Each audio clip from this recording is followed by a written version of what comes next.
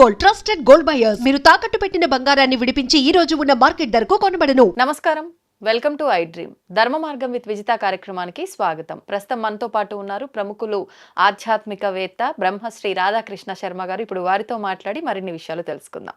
నమస్కారం అండి. నమస్కారం. మనకు శ్రావణ మాసంలో, కార్తీక మాసంలో, ఈ 2 మాసాల్లో నాగుల పంచమి, చవితి చాలా విశిష్టమైనవి. అంటే మన సనాతన ధర్మంలో, మన హిందూ ధర్మంలోనే చెట్టుని, పుట్టని, సర్పాలని, జంతువుల్ని అన్నిటినీ కూడా ఆరాధించే ఒక గొప్ప సంస్కారం మన ధర్మంలో ఉంది. అందులో భాగంగా పామును కూడా ఆరాధిస్తూ ఉంటాము. ఈ పంచమి, నాగుల పంచమి పేరుతో, చవితి పేరుతో మనకి శ్రావణ మాసంలో నాగుల పంచమి విశిష్టమైంది కదండి. మరి ఈ పంచమికి మనం ఆచరించాల్సిన విధి విధానాలు ఏంటో, పూజా విధానం ఏంటో వివరంగా తెలియజేయండి. నాగపంచమి అంటారు. ఇదే రోజు గరుడ పంచమిని కూడా అంటారు. గరుడ పంచమి కూడా ఎందుకనండి గరుడ పంచమి? అలాగే శ్రావణ మాసంలో నాగుల చవితి పంచమి అంటే ఒకరోజు ముందే ఉపవాసం ఉండి ఈ నాగపంచమి వ్రతమును చేయమని మన పెద్దవాళ్ళు చెప్పారు. సాధారణంగా ఆలోచిస్తేనే ప్రకృతిని ఆరాధించడం వాస్తవం, చాలా విషయం దాంట్లో. అంటే ప్రకృతిలో ఉన్నటువంటి చిన్న చీమ నుండి మహాప్రాణి వరకు, చిన్న మొక్క నుండి మహావృక్షముల వరకు కూడా ప్రకృతిని రక్షించుకొని వాటితో సంబంధం పెట్టుకోవడం, ఇది సనాతన ధర్మంలో ఉన్నటువంటి ముఖ్య లక్షణం. అంతేకాకుండా సర్పము అనగానే ఆ మహావిష్ణువుకి ఒక శయ్యలాగా పైన ఉండేట్టుగా, శంకరుడికి తన పైనే ఉండేట్టుగా, వినాయకుడికి తన యజ్ఞోపవీత ధారణగా ఈ రకంగా చెప్పబడ్డది సర్పం అంటే. సర్పము విషంతో ఉంటుంది, విషపూరితమైనటువంటిది. కశ్యప ప్రజాపతి అనేటువంటి ఆయనకు 2 భార్యలు, వినత, కద్రువ. ఈ కద్రువకు సర్పములు జన్మిస్తాయి, వినతకు గరత్మంతుడు. అందుగురించే గరత్మంతుడు పేరు వైనతేయుడు అంటారు. వైనతేయుడు. ఈ సర్పములేమో వందలాదిగా ఉన్నాయి, ఈ గరత్మంతుడు ఒక్కడే పుట్టాడు. అటువంటి సందర్భంలో సర్పయాగం అని ఒకటి జరుగుతుంది. మనం వింటుంటాం, జనమేజయుడు అనేటువంటి సర్పయాగము. ఎందుకంటే ఈ సర్పములు అనేటువంటి తక్షకుడు అనేక రకాలుగా ఉండే సర్పజాతిలో పరీక్షిత్తు అనేటువంటి అతన్ని సంహారం చేస్తాయి జనమేజయుడి యొక్క తండ్రి. అప్పుడు జనమేజయుడు కోపం చేత సర్పయాగమే చేసేసాడు. ఇలా మొత్తం సర్పాలను నశించుకోవాలి. అప్పుడు దేవతలందరూ, సర్పములన్నీ కూడా బ్రహ్మాది దేవతలను ప్రార్థిస్తే ఏది ఉండాలో అది ఉండాల్సిందే. నీ ఒక్కడికి నష్టమైందని దాన్ని మొత్తం నశింపజేద్దామంటే కుదరదు. ఎందుకంటే సమాజమైనా, కాలమైనా, దేశమైనా కూడా ఒక్కరి కోసం కాదు, అందరి కోసం.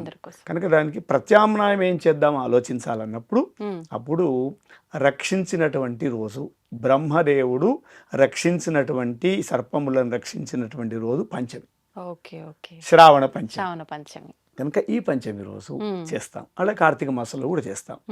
ఈ పంచమి రోజు గరుడ పంచమి. ఎందుకంటే ఒక రకంగా చెప్తే వీళ్ళు అన్నదమ్ముడు, కానీ చిన్న చిన్న వైరం కూడా ఉంది వాళ్ళకి.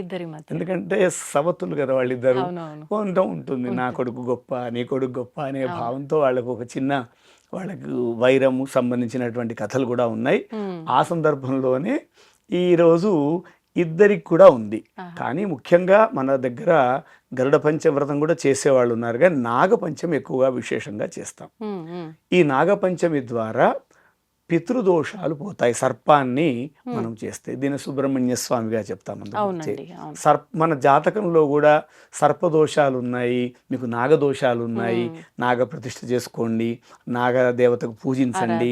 సంతాన నాగులు, ఎవరికైనా వివాహం అయిన తర్వాత కూడా సంతానం ఆలస్యమైతే ఈ సర్పదోషం ఉందేమో, పితృదోషం ఉందేదో అంటారు.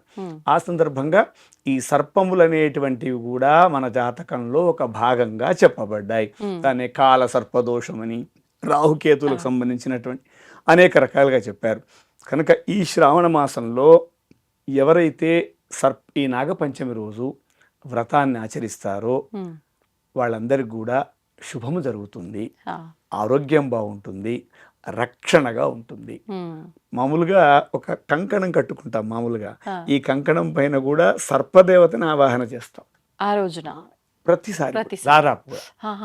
ప్రతిసర బంధం అని ఒక బంధం కట్టుకుంటాం, తోరం అని. ఓకే. ఆ తోరముకు ఆయన రక్షణ, ఆయన ఉంటాడు. కనుక సర్పం అనే అది విషం ఉన్నా కూడా అవును. దాని లక్షణంగా దాని విషం, అదే కానీ మనుషులనేమో చేయాలి అనే భావంతో ఉండదు. ఉండదు. కనుక పాము కనిపించగానే చంపేయడం అంటే ఏ ఏ జీవులు ఎన్నో నశించిపోయాయి ఇప్పటికి, అవును. మనకు దొరకకుండా ఉన్నాయి. అవును. అలా కాకుండా మనం ఎప్పుడు కూడా ప్రకృతితో దగ్గరగా ఉంటే అన్నీ బాగుంటాయి. అందు గురించే ఈరోజు నాగపంచమి రోజు విశేషంగా ఆ నాగరాజును చక్కగా అందరూ కొలుస్తారు. కేవలం స్త్రీలనే కాదు, పురుషులనే కాదు, అందరూ అర్చిస్తారు. ఈ వాళ్ళకున్నటువంటి బంధం, ప్రకృతికి మనుషులకు ఉన్నటువంటి బంధము ఈ రోజు చాలా గొప్పగా కనిపిస్తుంది. అయితే ఇప్పుడు ప్రతి ఒక్కరు కూడా ఇందాక మీరు చెప్పినట్టు 2 రోజులు పాటించాలి. ముందు రోజు ఉపవాసం ఉండి మరుసటి రోజు ఈ ఆరాధన అంతా కూడా. కానీ చాలా వరకు ఒక్కరోజు పంచమి రోజు మాత్రమే అదే రోజు పాలు పోసి ఆరాధన అయ్యే వరకు ఉపవాసం ఉండి తర్వాత తినేస్తూ ఉంటారు ఒక్క పూట. అలా కూడా చేయొచ్చు. అది ఒక భావం. ముందు చవితి అనేటువంటిది కూడా ఉందని 2 రోజులని, కానీ సాధారణంగా పంచమి రోజు చేస్తుంటాం.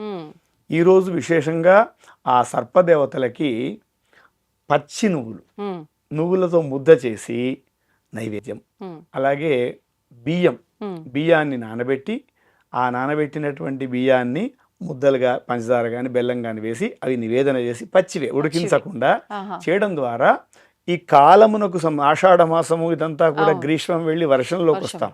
శ్రావణం అంటే వర్ష ఋతువులో రోగములు రాకుండా ఉంటాయి. అన్ని పెద్దవాళ్ళన్నీ ముందు పెట్టారు, ఏది ఎలా చేయాలి. మామూలుగా కూడా ఆరోగ్యానికి లింక్ చేసి ఒక రకంగా చెప్పాలంటే క్వారంటైన్ అంతే. అప్పుడు వచ్చినప్పుడు జాగ్రత్తగా ఉండండి. మడి అంటే కూడా అంతే. మడి అంటే కూడా ఒక హద్దు, మీరు ఇక్కడే ఉండండి, లిమిట్స్, ఒక పరిధి దాటకుండా ఉంది. అంతేగాని ఎవరినో తక్కువ చూడడమని, ఎవరినో ఎక్కువ చూడడమని భావం ఎక్కడా లేదు, మన సంస్కృతిలోనే లేదు. వాళ్ళకు కూడా లేదు. మధ్యలో ఎవరో వచ్చి నిన్ను తక్కువ చూస్తున్నాడని తనకు లేనిది కల్పించడం తప్ప ఎవరికి లేదు. ఊర్లలో అయితే ఇప్పటికి కూడా ఎవరి గొప్పతనం వాళ్ళకే, వాళ్ళు ఎవరు తక్కువ భావంతో చేయరు. కులాల వ్యత్యాసము ఇది ఉండదు. మంచిగా వరుసలు పెట్టి పిలుచుకుంటారు అందరూ బంధువులాగా. చాలా గొప్పగా ఉంటారు. ఆ ఊర్లో వెళితే ఆనందం ఉంటుంది. ఎక్కడో కొన్ని జరిగితే పొరపాట్లు జరగవచ్చు. ఆ విధంగా ఈరోజు ఆ పచ్చి నువ్వులతో, మంచి నానబెట్టి నువ్వులతో ముద్ద, తెల్ల నువ్వులే, దానితో అంటే అది వేడి. తర్వాత వచ్చేది చలివిళ్ళ ఉండేది, అది చల్లదనం, బియ్యంతో. ఈ 2 నివేదన చేస్తారు. అంతేకాకుండా కొన్ని ప్రాంతాల్లో ఈరోజు పుట్టకు వెళ్ళి ఆ పుట్టమన్నంతా తెచ్చి కళ్ళకు రాసుకుంటారంటే సర్పము సంబంధించిన అర్చన చేస్తే చక్కటి చూపు ఉంటుంది, మంచిగా కళ్ళు కనిపిస్తాయి. అదొకటే భావం కాదు, అంతటా మంచి దృష్టి ఉంటుంది, ప్రతిదాన్ని గొప్పగా తీసుకునే దృష్టి వస్తుంది. అది కావాలి. ఈ రకంగా ఆ బంగారం అని ఆ పుట్టనంతా కూడా అంతా శరీరం అంతా రాసుకుంటారు, చాలా గొప్పగా చూస్తారు. అంతేకాకుండా ఈరోజు ఇలాంటి కంకణాలు కూడా తయారు చేసి ఆడవాళ్ళు అంటే అక్క చెల్లెళ్ళు తమ్ముళ్ళకి కడతారు. అది రక్షాబంధనం రోజు కదండి. అది ఎలాగూ ఉంటుంది రక్షాబంధనం. ఈ రోజు రక్షగా ఉండడానికి ఇది కడతారు. ఇది అందుగురించి కొన్ని ప్రాంతాల్లో ఉండేటువంటి యొక్క సాంప్రదాయం. అంటే వాళ్ళు బాగుండాలి అని స్త్రీలు చేస్తుంటారు. చాలా వరకు కూడా స్త్రీలు చేసే వ్రతాలన్నీ కూడా ఒక రకంగా చెప్పాలంటే చాలా నిస్వార్థంగా ఉంటాయి. వాళ్ళందరూ బాగుండాలని ఎంత గొప్ప ఆలోచన. కనుక పురుషులకు కూడా అదే ఉండాలి. స్త్రీ అంటే ఎక్కడైతే స్త్రీలు గొప్పగా ఉంటారో, ఏ ఇంట్లో ఆనందంగా ఉంటుందో ఆ ఇల్లు స్వర్గం. ఎందుకంటే ఆడవాళ్ళు ఎంత గొప్పగా చూస్తున్నారు, వాళ్ళు బాగుండాలి, నా భర్త బాగుండాలి, మా పిల్లలు బాగుండాలి, అమ్మ నాన్న బాగుండాలి, మా అన్నదమ్ములు బాగుండాలి, ఎంత గొప్పగా మా ఇంట్లో ఉంటే వాళ్ళ ఇంట్లో మా బావగారు బాగుండాలి, ఇది చూస్తుంది. అలాగే మగవాళ్ళందరూ కూడా అలా చూడాలి. ఎందుకంటే దృష్టి దోషం పోతుంది, మంచి దృష్టి వస్తుంది. కనుక కళ్ళకు సంబంధించినటువంటి ఒక వ్యాధులు ఉంటే కూడా పోతాయి అని ఈరోజు పాములకు తీసుకెళ్లి పుట్టలలో పాలు పోసి అన్ని చెత్త అన్ని వేయకూడదు. అసలు నీకు నివేదంగా అక్కడ పెడితే అది స్వీకరిస్తే స్వీకరిస్తుంది, లేదా నీ భావం అంతే అది స్వీకరించింది. కానీ ఆ పుట్టలలో పాలు పోసి జాగ్రత్తగా కాపాడుకొని కట్టుకున్నటువంటి ఇల్లును నాశనం చేసినట్టు.